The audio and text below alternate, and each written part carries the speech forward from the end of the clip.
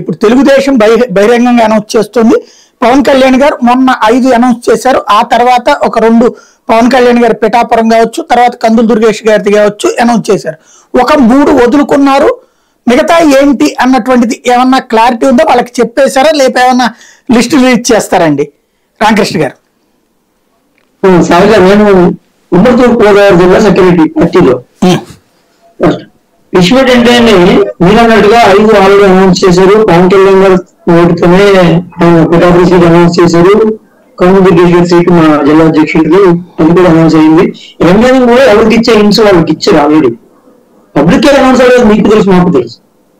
మామూలుగా కన్సర్న్ అభ్యర్థులకు ఇచ్చేటువంటి హింస వాళ్ళు తీసుకోవాల్సిన జాగ్రత్తలు అన్ని కూడా కొంతమందికి ఇవ్వడం జరిగింది. ఇంకా కొంతమందికి జరగడం, ఇంకా కొంతమందికి ఇవ్వాల్సి ఉంది. ఎందుకంటే ఈ సీట్లలో జనసేన పోటీ చేస్తుంది అన్నది తెలుగుదేశం చెప్పేస్తుంది, వైసీపీ చెప్పేస్తుంది. వైసీపీ అంటే అన్ని చోట్ల చేస్తుంది అనుకోండి, తెలుగుదేశం చెప్పేస్తుంది. మీరు అట్లా చెప్పడానికి ఎందుకు వెనకాడుతున్నారు? చాలా మంచి క్వశ్చన్ అడిగారండి.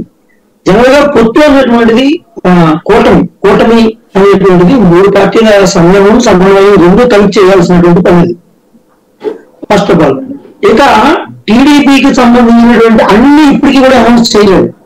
ఇంకా మిగిలిన 16 మిగిలిన 16 సీట్లు అయితే చిన్నదేం కదండి. మెంబర్ 16 అంటే ఒక్కొక్క ఎమ్మెల్యే 16 ఎమ్మెల్యేలు అభ్యర్థులు 16 నియోజకవర్గాలు కాబట్టి ఏం తక్కువ కాదు.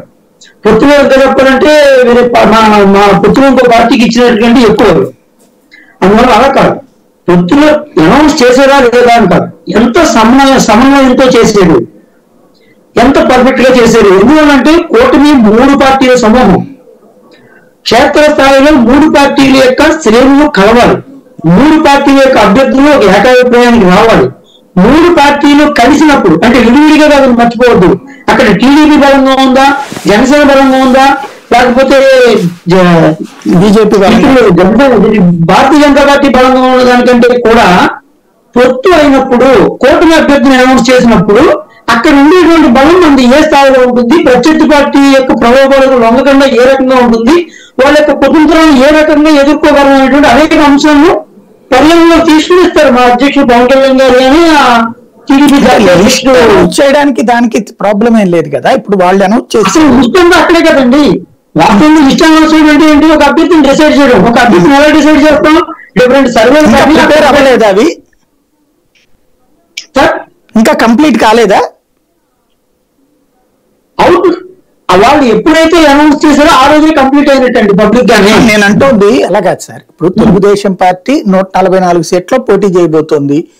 వాళ్ళు కూడా ఒక 16 సీట్లు, ఇంకా ఆ సీట్లకు సంబంధించి పేర్లు చెప్పేశారు వాళ్ళు ఏం పోటీ చేయబోతున్నారు. వాళ్ళు పోటీ చేస్తున్న సీట్లలో అభ్యర్థి పేర్ల దగ్గరే తేడా ఉంది.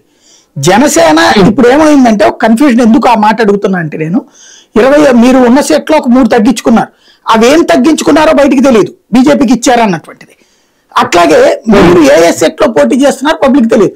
మీ వాళ్ళకి తెలిస్తే కాదు కదా, పబ్లిక్ తెలియాలి కదా ఈ సీట్లది అవసరం ఉందనుకుంటున్నారు. అంటే సీట్ల వరకు అన్న ఈ సీట్లలో జనసేన పోటీ చేయబోతోంది, అభ్యర్థులు మీ ఇష్టం అన్నది తెలియాల్సిన అవసరం ఉందంటారు, లేదంటారా? ఏమన్నా దాంట్లో ప్రాబ్లం ఉంటుందని ఏమన్నా ఆగారా?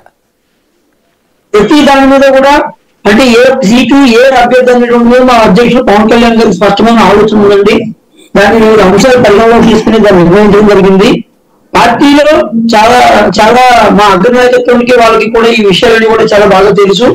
అయితే విషయం ఏంటంటే నిర్ణయించుకునేటువంటి లిస్ట్ ఏదైనప్పటికీ కూడా మా అధ్యక్షుడు పవన్ కళ్యాణ్ గారి నోటి ద్వారా లేదా పవన్ కళ్యాణ్ గారి లెటర్ ద్వారా మాత్రమే దాన్ని అనౌన్స్ చేయడం అనేది అవుతుంది. ఇక నిర్ణయించడం దాని అనౌన్స్మెంట్ అనేటువంటిది వ్యూహాత్మకం. ఖచ్చితంగా వ్యూహాత్మకంగా దాన్ని ఎప్పుడు తెలియాలి, ఎన్నోంటి అనౌన్స్ చేసేటప్పుడు డిఫరెంట్ శ్రేణులు అక్కడ మనం చాలా జాగ్రత్తగా క్రోడీకరించవలసినటువంటి పరిస్థితి ఉంటుంది. అక్కడ ఉండేటువంటి సైకలాజికల్ ప్యాటర్న్ కూడా చాలా చర్చ చేయవలసి ఉంటుంది. ఇలా పార్టీ అనేక రకాలైనటువంటి ఆలోచనలు